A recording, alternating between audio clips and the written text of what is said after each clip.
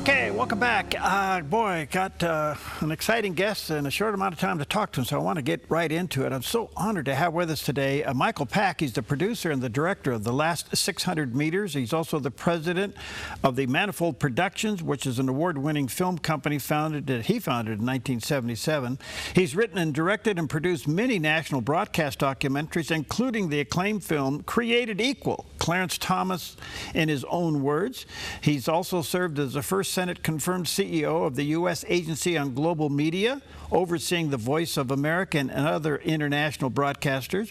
He's previously led the Claremont Institute, served as senior vice president at the Corporation of Public Broadcasting, and was appointed to the National Council of Humanities. He does have a website, and that is manifoldproductions.com, manifoldproductions.com. Michael, good to see you. How are you? I'm well. Let me also add that we have a new company, palladiumpictures.com. The logo is behind me. And okay, we're doing the older films are under manifoldproductions.com. That website's still working, but palladiumpictures.com would get your viewers into the newer materials. Okay, thank you so much. Thanks for your time. We're going to have to get you back. We've got a lot to talk about. I know you want to comment on yesterday's unbelievable what happened there in the Senate hearing with Dr. Fauci, where he invoked the Fifth Amendment 111 times. What's your take? Well, we have just finished a documentary that we've done in partnership with the Wall Street Journal opinion section.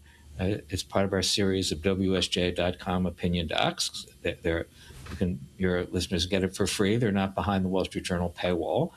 At WSJ.com, you can search for Lockdown Dissidents or go to its own page, which is WSJ.com/opinion docs. And it was a half-hour documentary that told the story of the lockdowns from the beginning in Wuhan up to the beginning of the Biden administration. And I think any viewer would not be surprised at either the revelations in Fauci's diary or his behavior in Congress yesterday. I mean, we try in this series with the Wall Street Journal that's only a half hour, and there are a series of half-hour documentaries, to take an issue that's been misreported or underreported or memory hold and relook at it. And I think in retrospect, things about the lockdowns are very clear. This was a vast international experiment. We had tried something never done before. We locked down whole cities and countries instead of the normal practice of focusing on those at risk. It was a gigantic experiment and a disaster for everybody. And you could see how it rolled out in our documentary. We begin in Wuhan, where it began in November, December 2019. They locked down first. And since they're a communist totalitarian country, they were able to lock down in a particularly vicious and severe manner. People were welded into their rooms, rounded up on the street. And the World Health Organization went there, declared it a success, and then lockdowns became the global standard.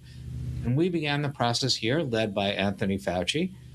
First, it was only 15 days to slow the spread, but it went on for years. But counter-evidence was already emerging by March of 2020. And we tell the story of the people who came up with alternative views, lockdown dissidents we call them, Jay Bhattacharya, Scott Atlas, and others.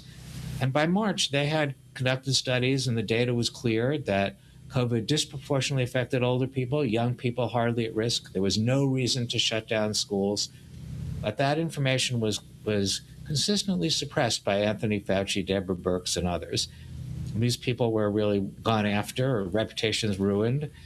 And you can see that arrogance and certainty behind Dr. Fauci's diary entries, and you can see the result has been a disaster that he refuses to acknowledge in his testimony before Congress. We have a little clip of this. We have a little bit of a trailer. I think it's 40 seconds. Let me play that for our viewers now. Dr. Fauci said, that's the problem. The people are not afraid enough.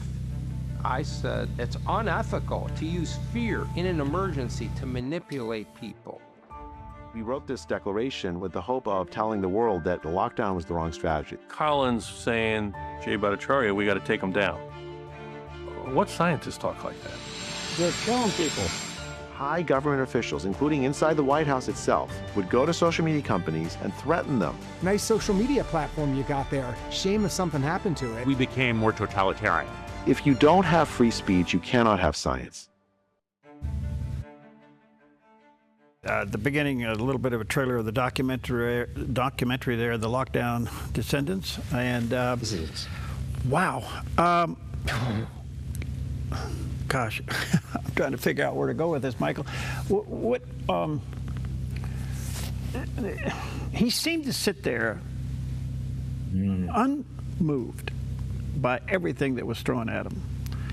What happened to him? What happened inside a soul of a person like that? It's hard to look into somebody else's soul, and it's really hard to know what Anthony Fauci's motivations were.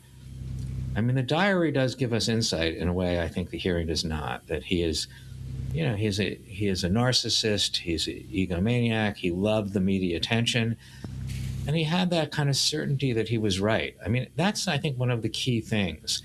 This is the 250th anniversary of the Declaration of Independence, which announced that we had certain unalienable rights that were given to us by God, not by government. But Fauci didn't really see it that way. He thought, because he knew best, that he could usurp those rights, even though they're unalienable, including the free speech rights of Jay Bhattacharya, Scott Atlas, and others. And that kind of certainty that you know what other people should do underlies, I think, a lot of what Dr. Fauci did. I like to see it in the most positive light, and that is he thought he was protecting people by suppressing this counter-information. He thought his approach was going to save lives and the others would not. But it's a dangerous thing to do, even if you're right and they're wrong. In this case, he was wrong and they were right. But that's the error of that kind of vanity, assuming that you're right. And I think that's his ultimate motivation. That's interesting. Do you think we as a country learned from this? Well, we made the film because we feared that the country did not learn from this. My experience is that people want to move on from COVID, not think about it. Look, it was a difficult, horrible time. I understand the urge to want to move on, but if we don't actually go over what happened and why, it will happen again. And I don't think we should allow any government bureaucrat, any government expert to usurp our rights. We need to be much more vigilant in protecting them.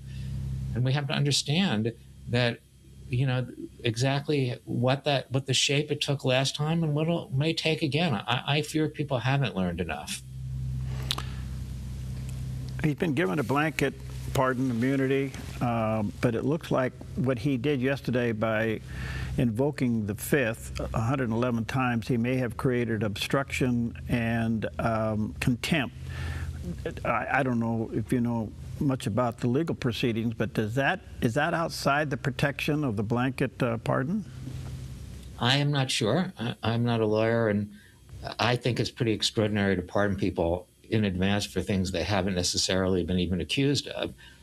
As you know, I made this film with my partners, the Wall Street Journal opinion section. They had a lead editorial today about Anthony Fauci, and I agree with them. I mean, whether he should or shouldn't go to jail, I don't know. But what I think is most important is that his reputation be tarnished, that it be in keeping with what he did. So I live in Chevy Chase, Maryland, a very blue, liberal suburb of Washington, D.C. Many of my neighbors had "Thank you, Dr. Fauci" signs on their lawn all during COVID. I think most of them, even after yesterday, think of Anthony Fauci as a hero. Okay. I think he should actually, at least reputationally, bear the cost of what he did. And the American people have to understand. And it's not Dr. Fauci alone. I mean, it's this whole network of government scientists, experts telling us what to do. So, again, I'm running out of time. I want to get you back. Well, one other question. Couldn't we learn from this by having an accountability board above him? But the thing is, I mean, this is a very important point that you raise. There were accountability people above him. In my documentary, Robert Redfield, who is the head of the CDC, tells a story that in an opening meeting of the coronavirus task force, the president spoke, the head of HHS spoke, he spoke, and finally Dr. Fauci spoke. Dr. Fauci said, "I'm the expert here," to the media. "If you have any questions, come to me." Okay. Robert Redfield says, "What do you mean, Tony? I'm the head of the CDC. You run a lab at NIH. There are dozens of labs." But he's assumed that power. But there were plenty of people above him. The head of the NIH, the head of HHS, the president of the United States. the trick here, I mean, the important point here is that unelected bureaucrats seize power that they're really not entitled to. Can I get you back? Oh, we're running out of time. Absolutely. Okay, let me say to our viewers a couple of places. Manifold Productions. What's the other one? What's the other one? PalladiumPictures.com. Oh, there it is. PalladiumPictures.com. You can check that out. Michael Pack, thank you for your time. You're fascinating. I'd like to dig down deeper on this. We will schedule you back. Thank you for giving us a few moments today. Absolutely. Lovely talking to you. Thank you.